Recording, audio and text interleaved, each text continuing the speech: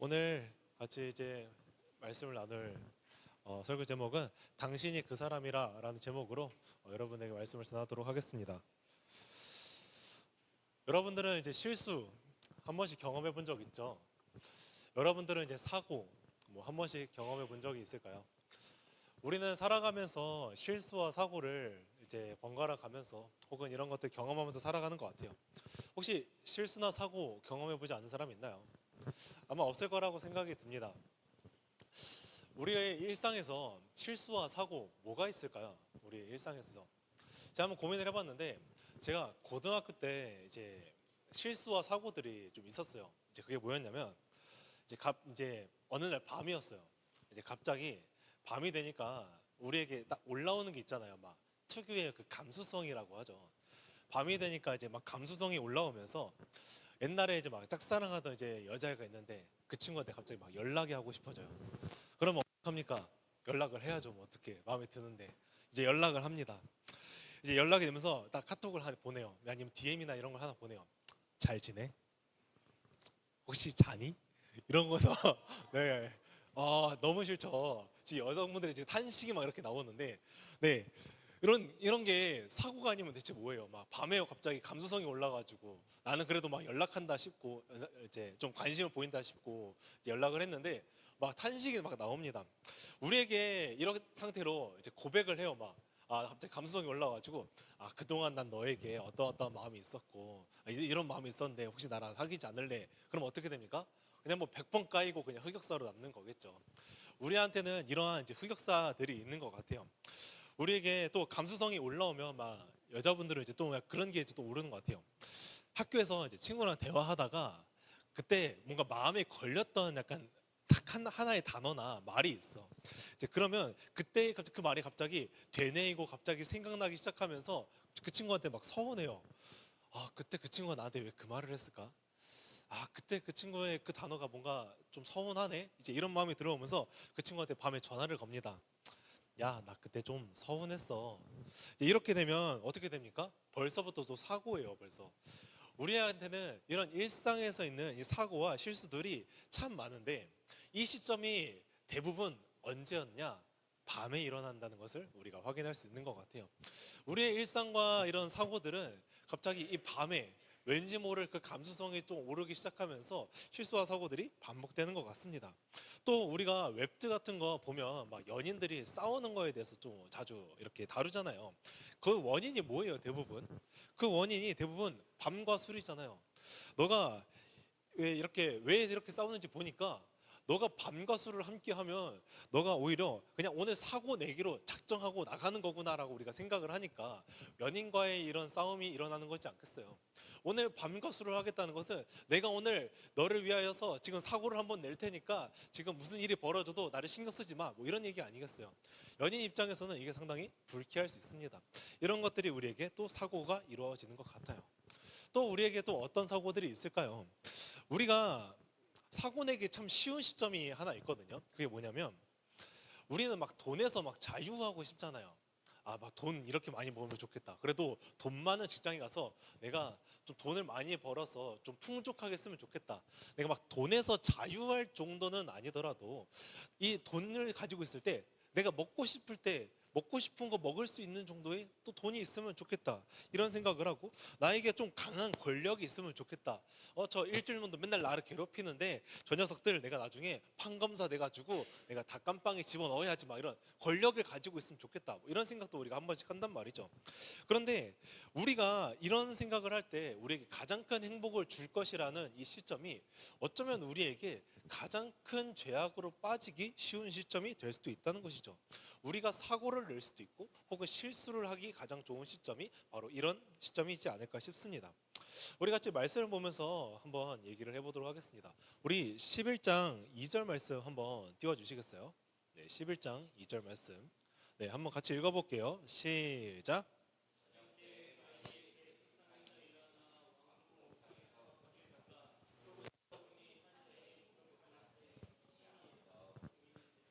네, 우리 그림 PPT 첫 번째 한번 띄워주세요. 네, 여러분들 보이시죠? 이 사람 다윗이거든요. 오늘 이제 본문 말씀 본문은 아니고 이제 11장 말씀에 이제 있는 거예요. 자, 저녁 때 그의 침상에서 일어나 왕국 옥상에 거니다가 그곳에서 보니 한 여인이 목욕을 하는데 심히 아름다워 보이더라. 자, 다윗이 일어났습니다. 이제 밤이 되었어요. 밤이 되고 이제 그냥 뭐 일어났으니까 일단 옥상도 걸어보고 뭐 산책도 하고 있는데 옥상을 거닐다가 갑자기 저 아래쪽을 내려다 보는데 한 여인이 보이는 거예요. 그래서 그 여인이 지금 씻고 있는 중이었는데 그 여인을 보니까 참으로 아름다워 보이더라. 심히 아름다워 보이더라. 이렇게 얘기를 하고 있습니다. 왕이 된 다윗의 모습이에요. 이게 우리가 어떻게 보일까요? 이 왕의 모습이 저녁에 일어났다가 옥상에 거닐다가 우연히 내려다 본 한 집에서 여인이 씻고 있었는데 심히 아름다워 보였습니다. 아름다운 사람이 우리가 지나가기만 해도 막 우리 시선이 막 휙휙 가잖아요. 막 힐끗 스쩍 막 순식간에 지나가잖아요. 아름다운 여인이 지나가면. 근데 다윗이 봤을 때 이 시선이 심히 아름다워 보였으면 아마 눈을 떼지 못할 정도로 이 충동은 되게 강렬한 것이라고 생각이 듭니다. 근데 참 이상한 것 같아요. 우리가 지금까지 이 설교를 들으면서 말씀을 보면서 알고 있는 다윗은 하나님 아버지 앞에 언제나 건실한 자, 하나님 아버지 앞에 정직한 자, 하나님만을 바라보는 자였는데 오늘의 이 다윗의 행동은 조금 이상하다는 말이죠. 그리고 다윗은 오늘 언제 일어났냐고 기록을 하고 있냐면 저녁에 일어났다고 합니다. 여러분들 자고 일어났을 때 보통 우리가 언제 일어나죠? 아침에 일어납니다. 근데 우리가 저녁에 일어난다고 한다면 우리가 어떻게 해야 저녁에 일어나죠?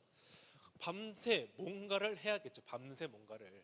이 당시에 우리가 밤새 할 수 있는 것이 뭐 있겠어요? 뭐 게임이겠어요? 뭐겠어요?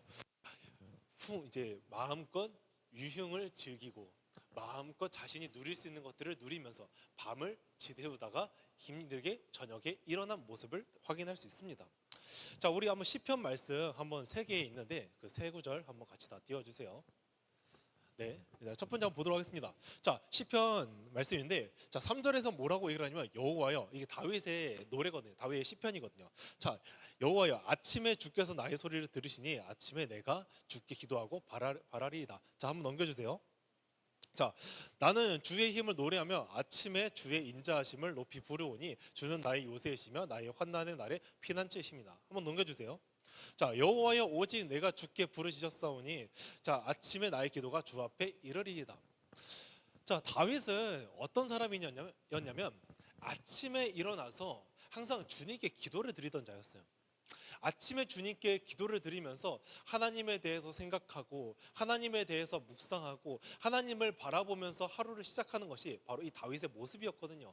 이렇게 항상 주님만을 바라보면서 살아왔던 이 다윗이 오늘 언제 일어났냐면 바로 저녁에 일어났습니다. 저녁에 일어났다는 것이 무엇을 의미할까요? 다윗이 골리앗과 싸울 때 아침에 일어났을까요? 저녁에 일어났을까요? 아침에 일어났겠죠. 언제 전쟁이 벌어질지도 모르는데 아침에 일어나야 되지 않겠습니까? 그리고 또 사울에게 쫓겨다닐 때 언제 일어납니까? 아침에 일어나야, 새벽부터 일어나야 되겠죠. 사울이 언제 쫓아와서 나를 지금 공격할지도 모르는데 아침 일찍 일어나가지고 내가 사울을 경계하고 또 하나님께 기도를 드리면서 하나님께 나의 것을 의탁드리는 것, 이런 것이 필요하잖아요. 우리는 이 저녁에 일어났다는 것은 우리가 편안하고 안정감을 느낄 때 우리는 저녁에 일어납니다. 뭔가 나에게 이제 필요한 것이 없고 나에게 뭔가 위협되는 게 없고 내가 뭔가 불안한 게 없고 나에게 평안과 안전이 있을 때, 안정감이 충분해졌을 때 우리는 저녁에 일어난다는 거죠. 저녁에 우리가 밤새 뭐해요? 유흥을 즐기면서 이제는 나의 안락한 삶을 위해서 살아가는 것이 이 다윗의 모습이었다는 것이죠. 근데 다윗의 인생에 있어서 항상 힘들고 어려운 시기만 있었는데 이 평안과 안전이 나쁘다는 건 아니에요. 그런데 평안과 안전의 시기가 오히려 우리에게 가장 취약한 시기일지도 모른다는 것이죠. 다윗은 지금 어떠한 상태였죠? 다윗이 12지파를 이제 통일을 했어요. 그 다음에 왕권을 얻었죠. 가장 강력한 중앙 집권을 하면서 가장 강력한 권력을 가지고 있던 사람. 그리고 12지파를 통일하면서 돈도 많이 있었습니다. 부유했습니다. 그리고 전쟁에서 늘 승리할 때마다 전리품을 가져오죠. 전리품을 가져와서 왕권의 이제 재정 또한 넉넉합니다. 풍족합니다. 이제 어느 왕조차도 이제 부럽지 않은 왕이 바로 이 다윗 왕의 실체였단 말이에요. 그런데 이 상황에서 일어난 것이 바로 밤에 일어났다는 것을 우리가 알 수 있습니다. 다윗은 지금까지의 일상을 보았을 때, 지금까지의 삶을 보았을 때 항상 아침에 일어날 때는 언제 일어나냐? 다윗이 힘들고 어려울 때 다윗은 하나님께 기도를 드렸던 모습을 보여줍니다. 그때가 오히려 더 신앙이 좋았습니다. 다윗이 늘 하나님만을 바라보며 살아왔는데 안정과 지금 평안이 찾아오니까 다윗이 느슨해지면서 하나님을 떠나고 하나님을 쳐다보지 않고 오히려 죄악된 것에 눈을 돌리는 모습을 확인할 수 있습니다. 다윗 마태복음을 보면 이제 팔복이라는 것이 나와요. 근데 팔복이 뭐냐면 우리가 심령이 가난한 자는 복이 있나니 천국이 그들의 것이며 이런 게 있는데, 자 거기서 팔복에 대해서 제가 세 가지만 가져왔는데 뭐라고 얘기해요? 심령이 가난한 자는 복이 있나니 천국이 그들의 것이며, 애통한 자는 복이 있나니 그들이 위로를 얻을 것이며, 의에 줄이고 목마른 자는 복이 있나니 그들이 배부를 것이며라고 얘기를 합니다. 이 이야기가 무엇일까요? 자, 심령이 가난한 자, 애통한 자, 의에 지르고 목마른 자. 자, 이러한 것들이 우리한테 세상의 관점으로 보았을 때 좋은 거는 아니잖아요. 우리가 가난하대요. 심령이 막 가난하대요. 마음이 궁핍하대요. 좋은 거예요? 안 좋은 겁니다. 그리고 애통하답니다. 우리가 슬플 일이 있다는 거잖아요. 의에 줄이고 목마른 자 뭡니까? 우리가 하나님의 의를 기르면서 도대체 의롭지 않은 세상을 바라보면서 애통하는 마음이 또 있는 거잖아요. 이런 수많은 것들이 우리의 세상의 관점으로 보았을 때 좋지 않은 것들인데, 오늘 마태복음에서는 뭐라고 표현하냐면 그런 사람들이 오히려 복이 있다고 얘기를 하고 있는 것이죠. 왜 복이 있다고 할까요? 자신의 죄악됨들, 때로는 세상의 악함들, 우리 자신의 연약함, 무능력함, 다양한 것들을 보면서 내가 오늘 하루를 하나님께 기도를 드리지 않고 오늘 하나님을 의지하지 않고서는 내가 신앙인으로서 믿음을 지키면서 살아갈 수 없다는 것을 깨닫는 것입니다. 그렇기 때문에 오늘 하루를 하나님께 기도드리고 오늘 하루도 말씀으로 무장되어서 믿음으로 살아가기 위해서 하나님께 간절히 구하는 것들, 이것이 바로 우리 심령이 가난한 자가 복이 있는 이유라는 거죠. 우리는 하나님 앞에 항상 복을 구해야 합니다. 항상 천국을 얻기 위해서, 하나님께 위로를 얻기 위해서, 배부르기 위해서 오히려 내가 이 가난한 상태에서 하나님께 엎드려 하나님께 기도를 해야 되는 것이 우리의 모습입니다. 우리는 죄인된 모습을 계속 가지고 있잖아요. 이 죄인된 모습은, 이 나의 죄의 뿌리는 항상 나한테 이 죄의 뿌리에서는 죄악된 것들만 올라와요. 죄악된 열매들만 맺어요. 그러니 우리의 인생의 가운데에서는 의로운 것이 하나도 없이 악한 것들만 계속 뿜어져 나온다는 것이죠. 이러한 상태에서 우리가 어떻게 믿음 가운데 살 수 있겠어요? 단 한 가지밖에 없죠. 하나님의 은혜를 구하는 것. 오늘도 하나님께서 나에게 은혜를 주심으로 이 죄악된 뿌리 가운데서 하나님의 은혜로 죄악을 저지르지 않고 믿음으로 살아갈 수 있는 것, 이것이 바로 하나님께서 우리에게 부어주신 은혜이지 않을까요? 다윗은 그것을 알았기 때문에 매일 아침마다 하나님 아버지께 기도를 하면서 하나님께 오늘도 하루치의 은혜를 주십시오. 하나님, 오늘도 나는 하나님 없이는 살아갈 수 없는 자입니다. 하나님 아버지를 바라봅니다. 주님, 나를 이끌어 주시고 지켜 주십시오 하면서 오늘도 하나님께 은혜를 구하는 모습이 다윗의 지금까지의 모습이었단 말이죠. 그런데 오늘 다윗 어떻게 됐냐? 저녁에 일어나서 하나님을 찾기보다는, 주님을 찾기보다는 자신의 죄악된 것에 노출됩니다. 자신의 죄악된 것을 노출된 이 시기가 언제였냐? 가장 취약한 시기. 내가 가장 취약한 시기가 평안하고 내가 쉼이 있을 때, 그리고 때로는 나에게 돈에 대한 자유가 있을 때, 그리고 나에게 막대한 권력이 있을 때, 그리고 이 모든 것들이 나에게 행복한 순간이라고 여겨졌을 때 하나님이 필요 없다고 생각이 되어서 자신의 마음대로, 자신의 뜻대로 살아가는 것이 바로 취약한 시기였습니다. 그러니 다윗이 오늘 그 왕궁을 산책을 하다가 무엇을 합니까? 갑자기 여인이 심히 아름다워 보이더라. 자신의 욕구를, 자신의 이 욕망을 통제할 수 없습니다. 통제가 이제 거의 불가능한 상태입니다. 심히 아름다워 보여서 자신의 욕망대로 행하는 모습을 보여준다는 것이죠. 오늘 다윗이 본 여인은 누구냐면 자신의 이 충직한 이제 장군인 우리아라는 장군의 아내였어요. 우리아라는 장군의 아내를 보면서 누군지도 알았거든요. 그러면서 저 사람이 누구냐? 저 사람을 나에게 데려와라 하면서 욕망을 품고 그녀와 동침을 하여서 이제 죄를 저지르게 되었습니다. 여기에 엎친 데 덮친 격으로 어떤 사건까지 발생하냐면 아기까지 생겨버렸습니다. 다윗은 아기까지 생겨 버렸는데 어떻게 해야 될까요? 자신의 죄를 은폐하기 위해서요. 그 우리아 장군을 최전방으로 보냅니다. 최전방으로 보내면 이게 무슨 의미냐면 너 그냥 싸우다가 죽어라. 최전방에서 열심히 싸우다가 나를 위해 싸우다가 그냥 죽으라는 의미밖에 안 됩니다. 그러니까 우리아라는 장군을 그냥 죽음으로 몰고 간 것이 다윗의 모습이었다는 것이죠. 이제 장군이 죽으면 그 바세바라는 이 우리아의 장군의 아내가 어떻게 됩니까? 즉 홀로 남게 되잖아요. 그때 나의 후궁으로 이제 맞이하게 되면 아무도 몰라요. 내가 지금 죄를 지었는지, 이 여자에게 아이가 생겼는지, 지금 이 여자의 아이가 누구의 아이인지 아무도 모른다는 것이죠. 다윗은 이 완벽 범죄를 위하여서 우리아 장군도 죽이고, 그리고 바세바도 동침하면서, 그리고 아기까지 생기고 완벽 범죄를 꿈꿨다는 것이죠. 그러나 이 사실을 사람들은 몰랐지만 단 한 분은 알고 있었어요. 누구냐면 하나님은 알고 계셨다는 것이죠. 우리 11장 27절 말씀 한번 띄워주시겠어요? 네, 같이 한번 읽어볼게요. 시작.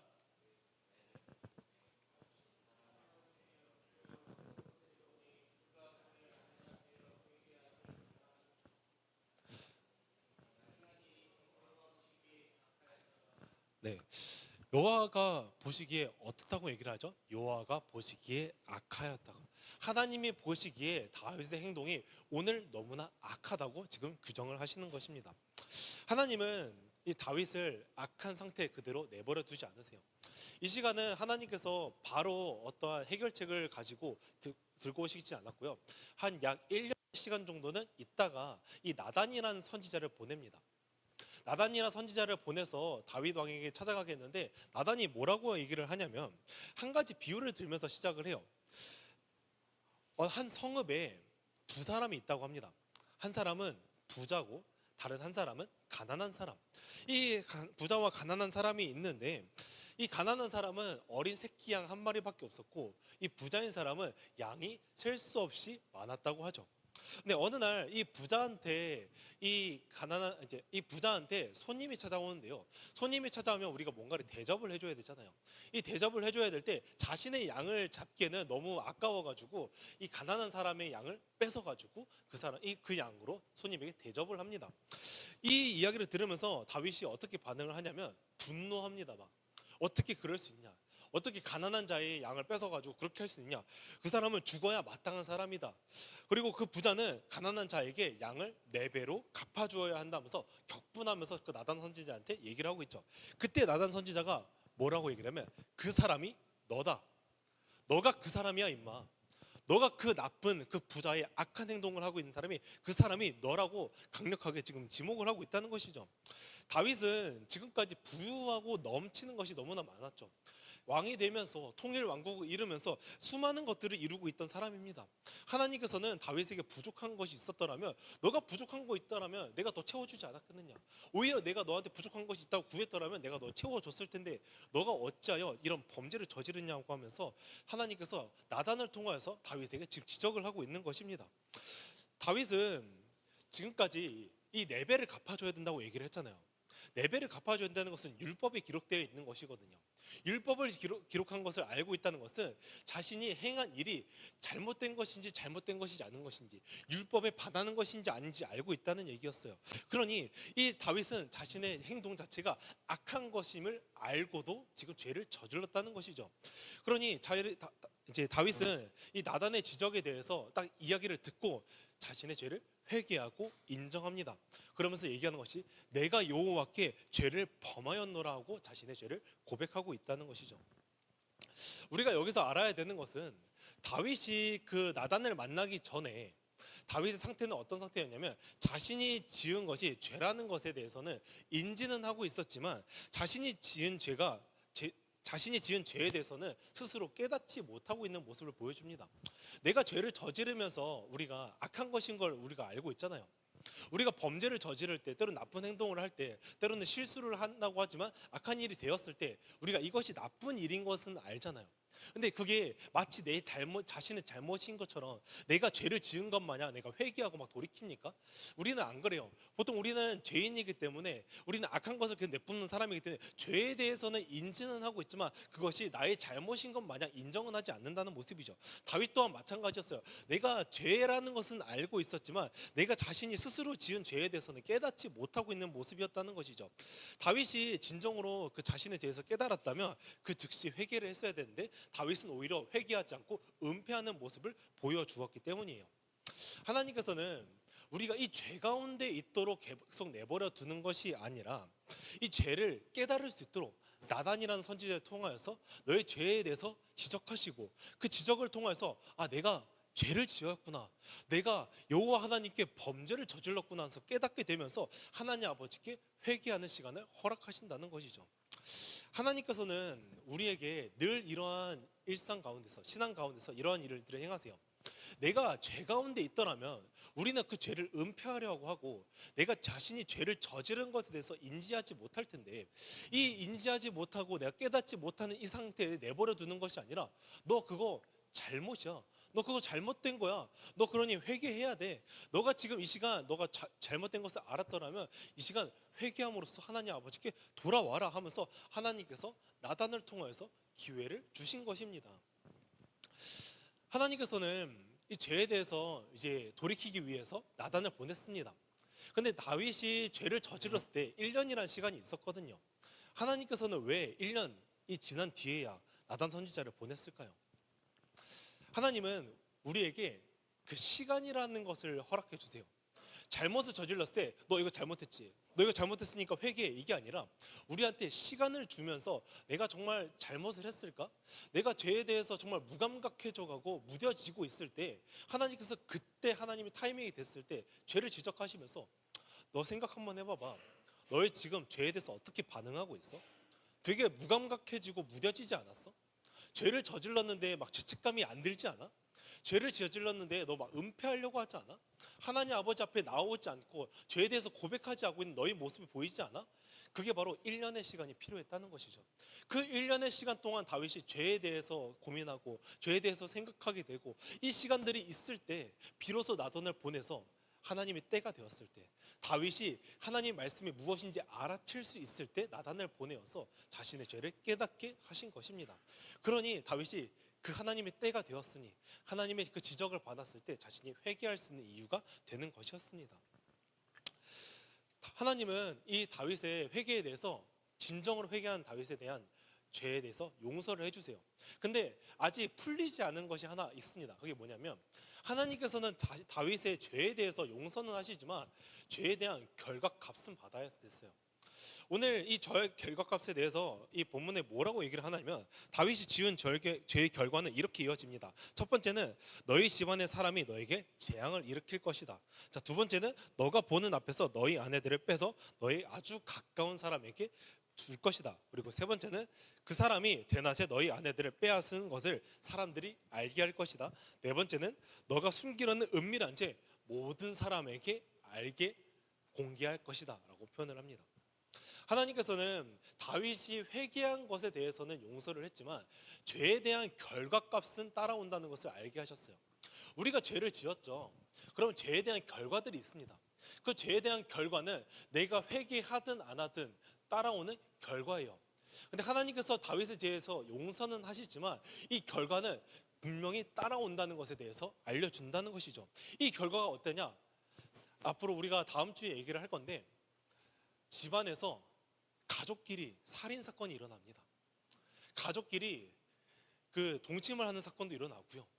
그리고 서로가 서로를 죽이면서 이제 파토가 나는 집안이 이제 이루어집니다. 이어서 자신의 자녀라고 불리는 그 압살롬이라는 사람이 있는데 압살롬이 아버지를 향해서 쿠데타를 일으키고 집안의 나라가 말 꼴이 아니에요. 말 꼴이도 아니고 그 다음에 아내들의 자녀가 그 아버지의 후궁들을 오히려 빼앗아가지고 동침하는 모습도 보여준다는 것이죠. 이 수많은 죄의 결과가 다윗의 지은 결과로 인해서 따라오는 결과값, 이것이라는 거죠. 하나님께서는 사랑의 하나님과 동시에 공의의 하나님이시기 때문에 내가 사랑하는 자녀에 대해서는 용서를 베푸시지만 너희가 지은 죄의 결과에 대해서는 결과값에 대해서 마땅히 받아야 된다고 얘기를 하시는 거예요. 하나님께서 사랑의 하나님이시라면 용서를 해줘야 되는 거 아니냐? 하나님이 사랑의 하나님이시 용서를 해주면 어떻게 되냐면 내가 사랑하는 자 너는 용서해 줄게, 너 사랑하지 않는 자 너는 용서 안 해줄게. 이렇게 되면 하나님께서는 공의로우신 분은 아니에요. 의로우신 분은 아닐 거예요. 그렇기 때문에 공의와 사랑을 동시에 지키면서 내가 사랑하는 자를 품어주는 수 있는 방법은 무엇이냐? 너의 죄에 대해서는 용서를 하지만 너가 죄에 따라오는 그 결과에 대해서는 너가 마땅히 치러야 된다라고 표현을 하시는 것이죠. 우리는 생각을 해봐야 됩니다. 우리가 기독교에 대해서 많이 들으면 들을수록 죄를 짓잖아요. 그때 우리의 드는 생각이 무엇이면 죄 지었지, 용서하면 하나님께서 다 용서해 주시던데 회개하면 되잖아, 우리는 회개하면 괜찮으니까 앞으로 죄 지어도 돼, 이런 생각을 할 때 우리가 그게 가장 어리석은 짓이라는 것이죠. 왜냐하면 죄에 대한 결과값은 반드시 우리를 따라다닐 테니까요. 죄는 이토록 우리에게 되게 다양하게 다가오고 때로는 죄에 대한 결과값으로 죄에 대한 결과값을 남김으로써 우리에게 고난을 주기도 하고 고통을 주기도 합니다. 이것이 바로 다윗이 앞으로 겪어야 될 고통이었습니다. 여러분, 우리가 이 세상을 살아가면서 이 죄에 대한 것을 우리가 좀 심각하게 좀 생각을 해야 됩니다. 마치 내가 죄를 지어도 용서받으면 그만이라는 마냥 이런 신앙생활은 우리에게 좋지 않은 모습이에요. 그리고 하나님께서는 그럼에도 불구하고 우리에게 알려주시는 것은 너가 진정으로 그 죄에 대해서 회개한다면 그 죄에 대한 고통과 고난은 너에게 동반하겠지만 너가 그 고통과 고난 가운데 계속 있도록 내버려 두지 않겠다. 너가 그 고통과 고난 가운데 계속 있지 않도록 하나님께서 지키시고 돌이키시고 너에게 기회를 주시고 회개할 수 있도록 너에게 허락을 해주시겠다. 이 시간을 통해서 우리가 다시 하나님 아버지와의 관계를 회복할 수 있도록, 이미 무너진 하나님 아버지와의 관계지만 그 관계가 다시 회복될 수 있도록 하나님께서 너에게 기회를 주시겠다. 하나님께서 너에게 사랑을 베푸시겠다는 것이 오늘의 말씀이지 않을까요?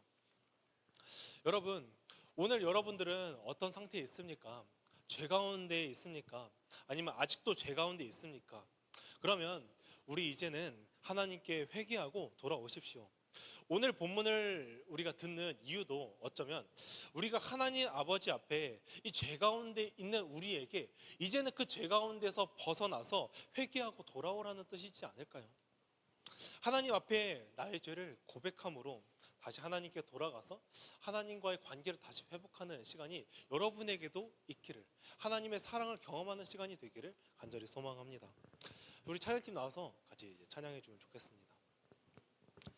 여러분, 우리의 죄는 항상 우리를 떳떳하게 하지 못하고 죄는 계속 또 다른 죄를 낳게 하면서 우리가 죄 가운데 있게 하는 것을 우리가 봅니다. 그러나 우리가 이 죽어있는 이 영 가운데서 이 죄에 대한 경각심에 대해서 하나님께 우리를 깨닫게 하시고 그 깨달은 그 죄에 대해서 하나님은 우리가 회개하는 길로 인도하신다는 것이죠. 그 회개는 결국 우리를 하나님과의 다시 회복할 수 있는 길로 인도하실 것이기 때문에 우리가 언제나 그 주님 앞에 바로 선 자로 정직하게 나아가는 자가 되기를 소망합니다. 우리 이 시간 같이 찬양할 때 이 가사를 한번 생각해 보면서 같이 한번 찬양하면 좋겠습니다. 언제나 내 모습 너무나 부끄러워, 언제나 내 모습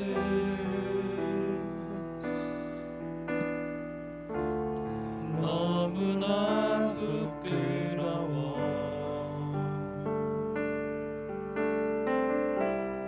무릎으로 주님께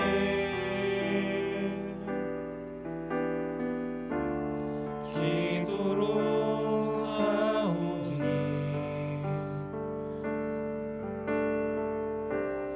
나 홀로 서 있네,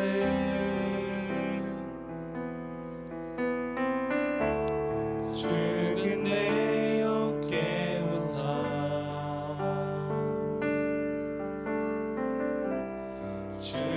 주님만 나를 세워 내 영 살게 하소서. 주님 내 안에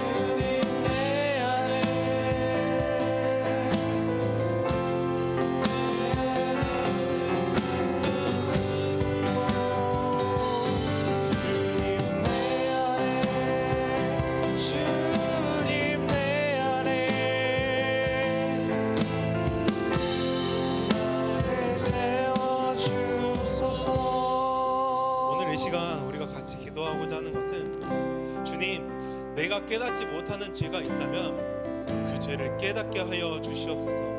그리고 그 죄를 속히 회개함으로써 하나님과의 관계를 회복하는 시간이 되게 해달라고 같이 주님의 이름 외치면서 같이 기도하도록 하겠습니다. 주여, 하나님 아버지, 우리는 이 죄 가운데서 죄조차 깨닫지 못하는 죄인입니다. 내가 죄를 저지르면서도 나의 죄조차 깨닫지 못하는 죄인입니다. 주님, 내가 아직도 깨닫지 못하는 죄가 있다면 주님께서 나의 그 죄를 깨닫는 시간이 되게 하여 주시옵고, 내가 이 죄 가운데 더 이상 있지 않게 이 사망의 지금 문짝에서 나를 건져내 주시옵소서. 하나님 아버지, 나를 죄에서 깨닫는 그 시간 허락하여 주시고, 내가 속히 회개함으로써 하나님 아버지와의 관계를 회복하는 시간이 되게 하여 주시옵소서. 주님, 내가 하나님 아버지와의 그 아름다운 그 관계, 하나님 아버지의 아침에 기도를 드리면서 주님을 더욱더 부르짖고 오늘 하루치 은혜를 구하면서 나는 하나님 아버지의 은혜가 없이는 살아갈 수 없다는 것을 고백하면서 나아가는 그 믿음의 고백처럼 주님이 나의 이때까지 무너져 나 하나님 아버지와의 관계를 주님께서 회복하게 도와주셔서 나를 그 회개의 길로 주님께서 인도하여 주시기를 간절히 원하옵니다.